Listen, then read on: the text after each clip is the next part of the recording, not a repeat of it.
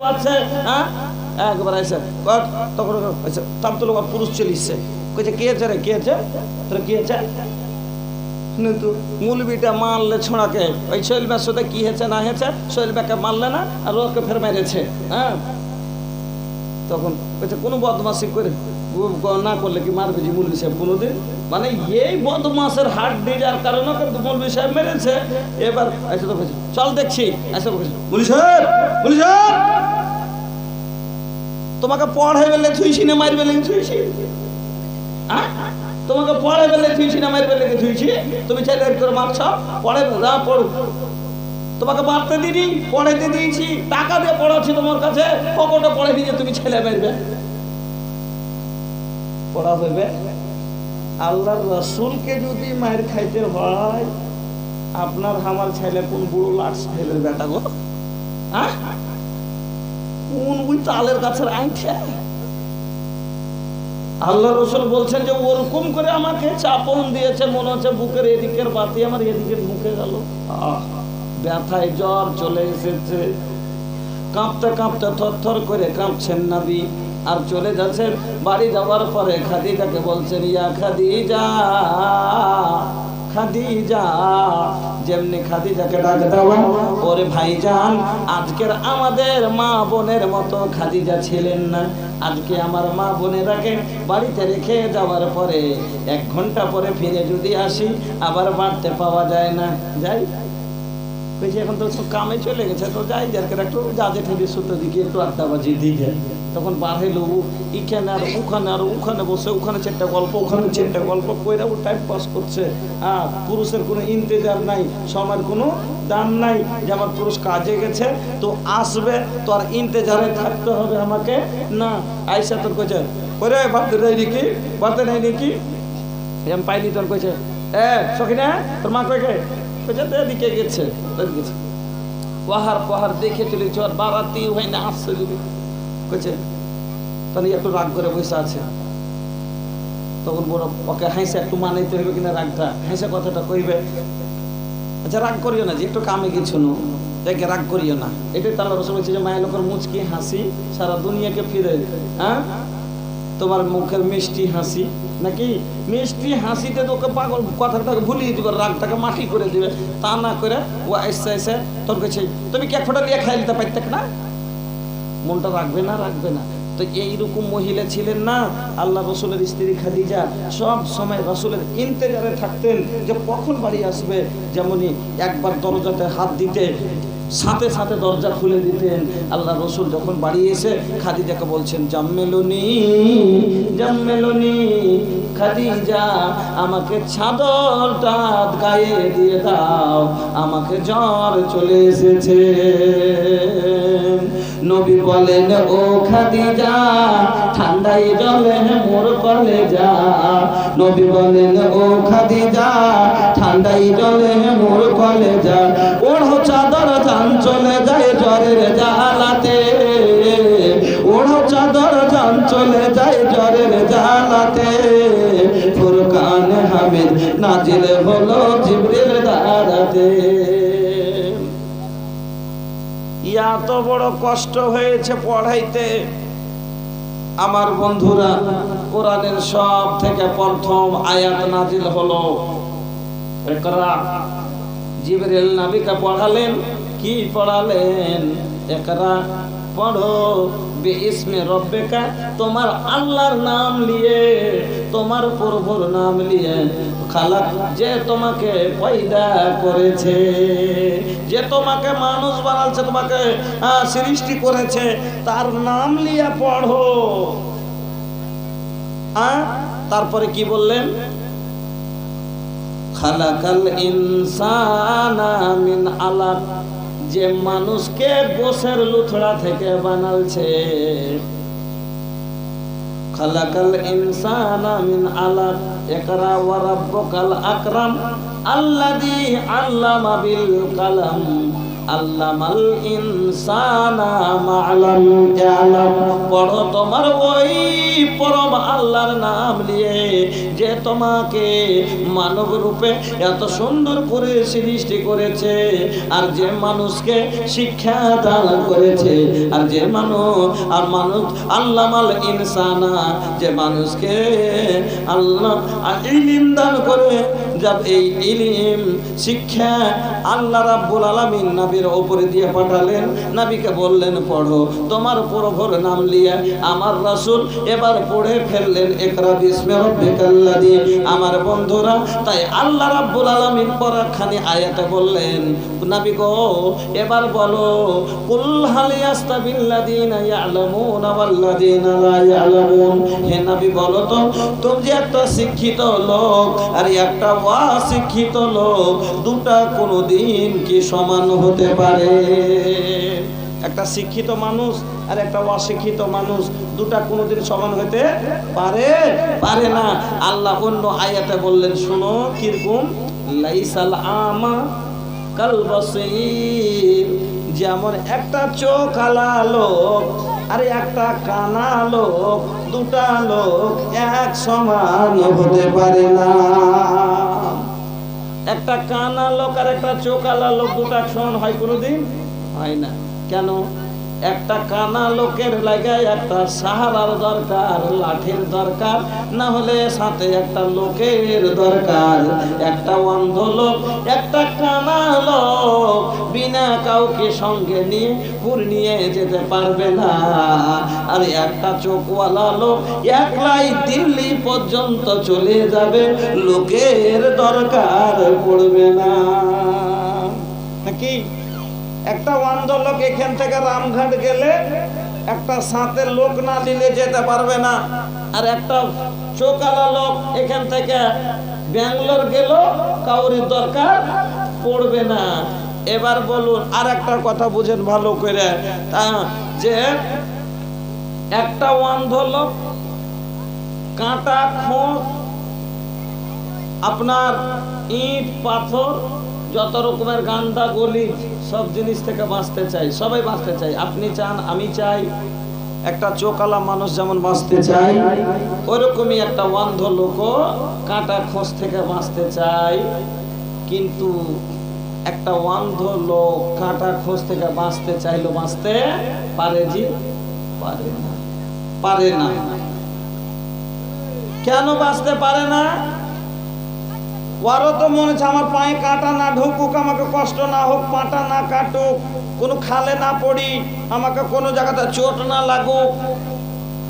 একটা লোকের চোখ যে আছে তাগা দিকে দেখছে যে এখানে একটা ছোট কাঁচ পড়ে আছে, সে ধাপটা বড় করে পার করে দিলে।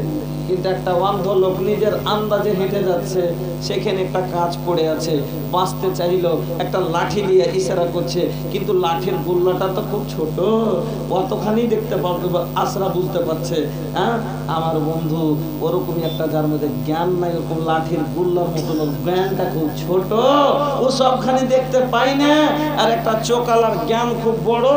এই লেগে একটা কানা লোক, একটা অন্ধ লোক যেমন কাঁটা খোঁজ থেকে বাঁচতে চাইলো বাঁচতে পারে না, ওরকম একটা অন্ধ লোক যে আছে, একটা অশিক্ষিত লোক গুনাহ থেকে বাঁচতে চাইলো গুনাহ থেকে বাঁচতে পারে না। আজ মহিলার মধ্যে এত কেনে গুনাহ বুঝতে পারেন না? আমার মা বোন সব অশিক্ষিতর দল। আজ বাচ্চার মধ্যে এতগুলো বেয়াদবি, এত গুনাহ কিসের কারণে? সব অশিক্ষিতর কারণে। আজ বলেন, আপনাকে নিজে বলছি, আচ্ছা দেখ, আপনারা বলেন তো, আপনার দুটা বেটা মোবাইল বাজায় ফুল পাবারে, একটা বেটা আপনার মূল বিয়েছে, মাদ্রাসায় পড়েছে, একটা স্কুলে পড়েছে, কোনটা বাজায় জি ভাই? জোর আওয়াজে গান মোবাইল থেকে কোনটা বেটা বাজায়? কোনটা বেটা বাজায় জি? স্কুলের পড়াটা না মাদ্রাসার পড়াটা? স্কুলের পড়াটা। হ্যাঁ, মাদ্রাসার পড়াটা যতই কিছু হয়ে যাক, তবু যতই খারাপ হয়ে যাক, তবু ওর মধ্যে ভদ্রতা থাকবে, আদব থাকবে, কারণ এটা মাদ্রাসার দান, কোরআনের দান। জানেন, এটা হলো কোরআনের দান। যে বেআদব যদিও খারাপ বাড়িয়ে যায়, নমাজে কমে বেশি হয়ে যায়, কিন্তু এইরকম মুসলমান জাহিল হয় না। যতগুলো, আচ্ছা আপনাকে আমি বলছি, আজ আপনার সম্মুখে যে কাজটা একটা আম মানুষ, জাহেল মানুষ, অশিক্ষিত মানুষ করে, ওইটা একটা ওস্তাজি মুলবি করতে পারে? পারে না। 100টার মধ্যে 5টা হয়তো করে, খারাপ হয়ে যায়। আর এটা হলো মানুষের ফিতরাত, এটা হলো মানুষের ফিতরাত। কেন? নবী বলেছেন, কুল্লু বানি আদম খাতাউন ওয়া খায়রু খাতাইনা তাওয়াবুন। আদমের সন্তান যত সবাই ভুল থেকে জড়িত, গুনাহ থেকে জড়িত। আদমের ছেলে সমস্ত মানুষ আমরা, এর কাছে ভুল হবে, সে আলিম হোক না কেন, তারও কাছে ভুল হতে পারে। তা আদমের বেটা মৌলভী সাহেব, এ লেগা মৌলভী সাহেবের কাছে ভুল হইতে পারে, এটা স্বাভাবিক কথা।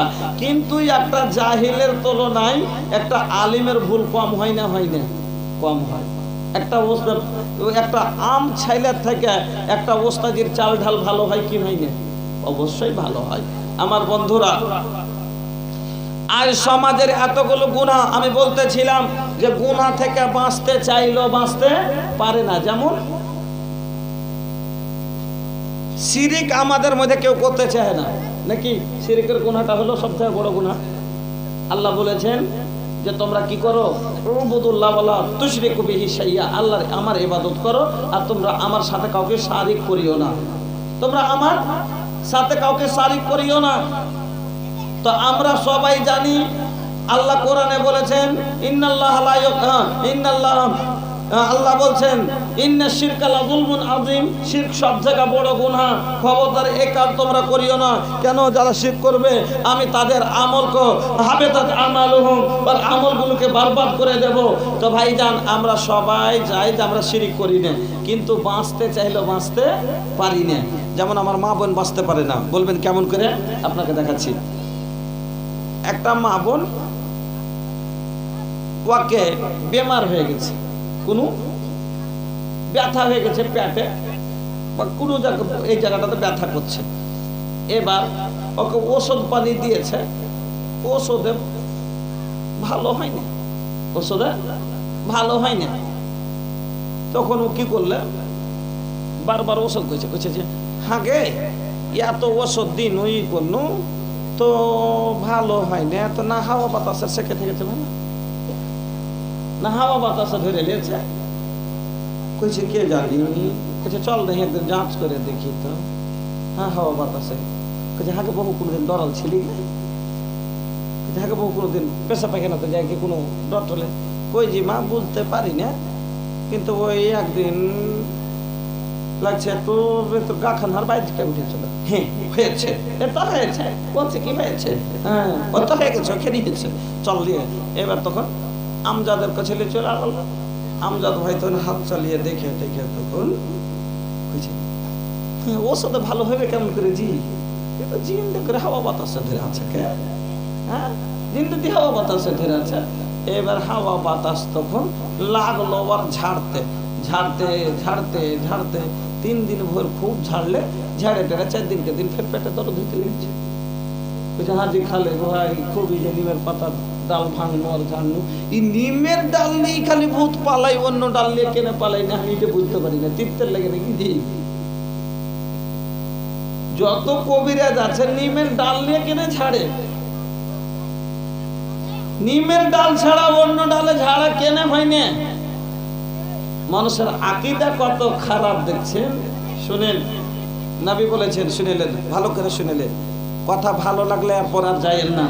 নবী বললেন, আন্নার রোকা ওয়াত্তাওয়া তামাইম ওয়াত্তাওয়ালাতা শিরকুন, ঝাড় ফুঁক, তাবিজ, গেন্ডা, মাতলি বাঁধা, এগুলো সব হলো। আপনারা একটা গান শুনেননি?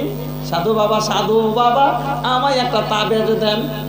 ওই তাবিজ, মাতলি, গেন্ডা যত, এগুলো বাঁধা হলো শিরক। এবার দেওয়ার পর কইছি, তারপরে যে পেটে লাগছে তখন একটা দিয়ে দিলে, তো ওটা একটা ঘন্টার তাবিজ বাঁধে দিলে। কইছে বাঁধে লাও। বাঁধে দিলে কেনে বাঁধে দিলে? কইছে তাবিজ যতক্ষণ না থাকবে অতক্ষণ তো আছে পাঞ্জরে ছাড়তে পারবে না। আরে বাবা, আল্লাহ রসুল হাদিসের মধ্যে বলছেন, মাজরা মিনাদ দাম, শয়তান তোমার খুনের মধ্যে দৌড়াইছে। শয়তান তোমার খুনে দৌড়াতে পারে, তোমার তো কাছে আসতে পারে না। তোবা তোবা কি ব্যবহার! তখন বলছে যে তাবিজটার উপরে ভরসা, আল্লাহর উপরে ভরসা ছেড়ে দেয়। বলছে তাবিজটা যদি খুঁজে দিত, হ্যাঁ আমি ফের পড়ে যাবো বিছানে। হ্যাঁ, ভরসা কার উপরে হলো? আল্লাহ। তাবিজের উপরে। এটা কিসের কারণে? ও অশিক্ষিতর কারণে।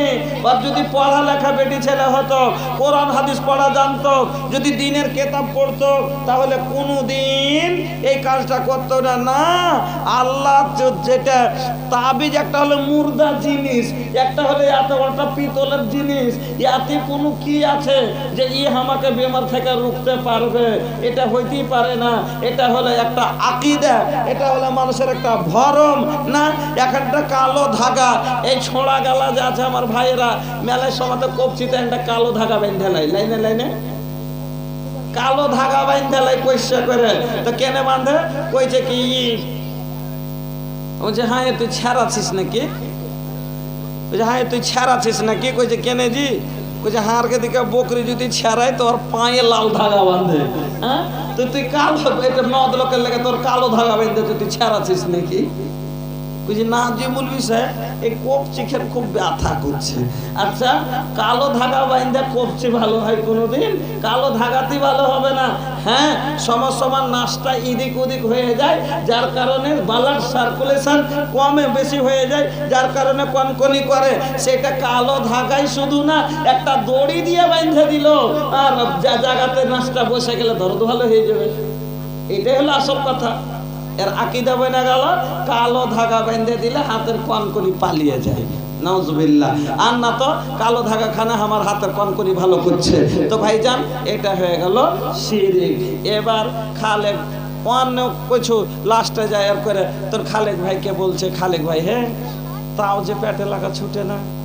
বুঝছে তাইলে কি করতে হবে? আচ্ছা দেখি, আজ রাতে দেখছি, খালি ই করিস বিশ্বদের রাত আছে, শুক্রবার রাত, কাল রাতে আসিস, আর 3টার সময় পান দিয়ে আসিস।